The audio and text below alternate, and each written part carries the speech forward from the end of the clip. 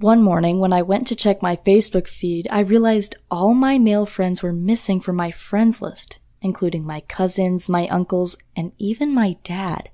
I'd given my boyfriend Frank my Facebook login so he could upload some photos for me, but I didn't think he would mess with my account.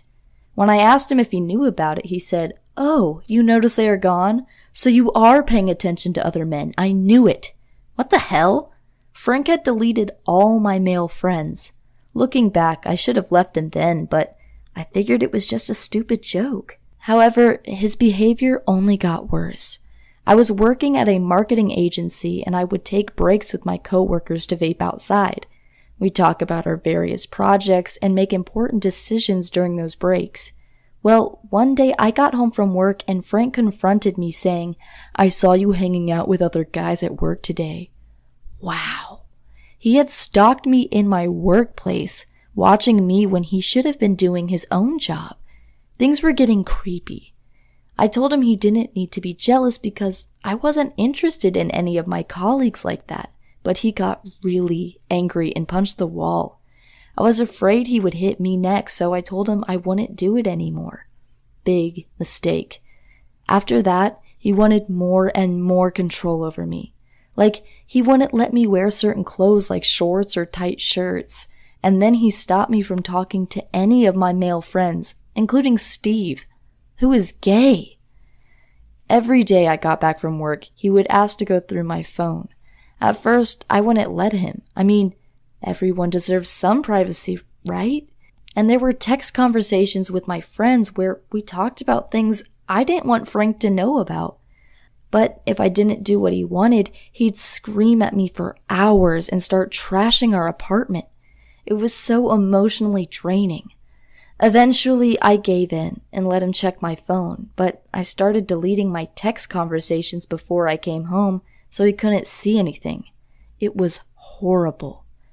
I guess if he could, he would have locked me in the house and not let me go anywhere without him.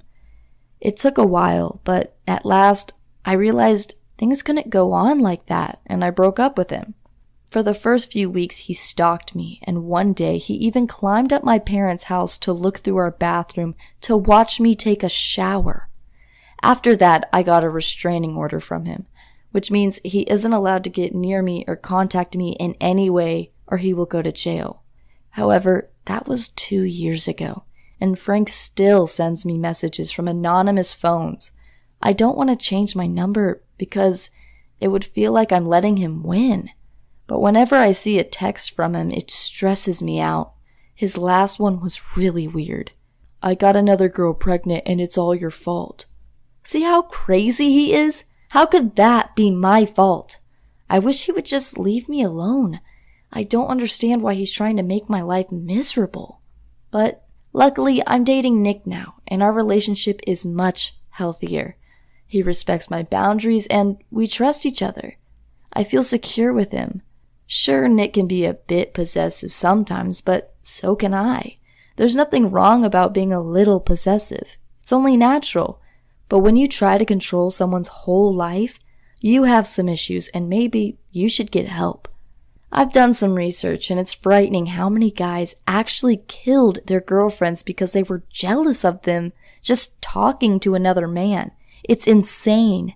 So, although I'm not a professional therapist, my advice would be to stay away from anyone who tries to completely control your life. Those people are evil and only care about what they can get out of you. They don't care about your happiness at all. Please be careful. Hi, my name is Lily, and my older brother is a psychopath. He's always been very selfish and aggressive. My earliest memory is from when I was around 4 years old. He held my hand under hot water until it burned, but he told our mom it was an accident. That's the thing. He isn't just cruel. He's also charming and manipulative. That's why my mom always took his side. One time he told her I'd stolen her money and bought lots of candy. I started crying and said it wasn't true, but when my mom checked my backpack and found loads of candy, she got really angry and called me a dirty liar. She wouldn't even let me explain or defend myself. I felt like no one cared about me, and the only friend I had was my cat Lulu. We were really close, and she was a great comfort when my brother was cruel again. One day, Lulu disappeared, and I thought she'd run away. But when my mom went to buy groceries, my brother yelled, "Lily, Lily, come out here." I went outside and saw my brother holding Lulu in his right hand with a knife in his left. Lulu wasn't moving, and I got so scared I ran back to my room, and my brother raced after me, screaming, "I'll catch you, I'll catch you." I managed to lock my door before he caught me, but I heard him say, "If you tell Mom, I'll come visit you at night." He did that one time before, but I don't want to talk about it. He also ruined my 18th birthday. He was mad at me because I thought I ate his stupid tuna sandwich, so he tied me up and forced rat poison down my throat. Luckily, I immediately puked, but I still went to the emergency room to be safe. And having your stomach pumped is not fun. When I told my mom about it, I thought she'd finally believe me. But instead, she insisted he's a good boy who just needed a little extra understanding. She'll never admit that her own son is nothing but an evil psychopath. I also wanted to report him to the police, but I was too scared about what he would do to take revenge. Anyway, if my own mom didn't believe me, why would anyone else? I'm 19 now, and my brother recently moved into his new girlfriend's apartment. She's rich, so he'll probably steal her money, just like he stole the $3,000 Mom had saved for my college tuition.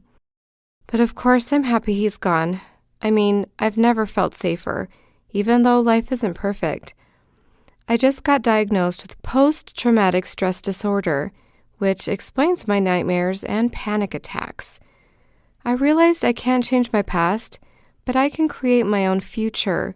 That's why I'm studying to become a psychologist, because I can't imagine anything more fulfilling than helping kids and showing them that life can get better. If you think your parents are strict, wait till you hear about mine. Okay, I was in 5th grade and I had to do a math homework assignment, and it was really hard. I had to draw 3D geometrical forms, and it was impossible to get them right the first time. So I ended up erasing a lot to get them perfect. Trouble was, my dad hated me using an eraser. He always said, only people who can't focus use an eraser. And if you can't get it right the first time, you didn't try hard enough.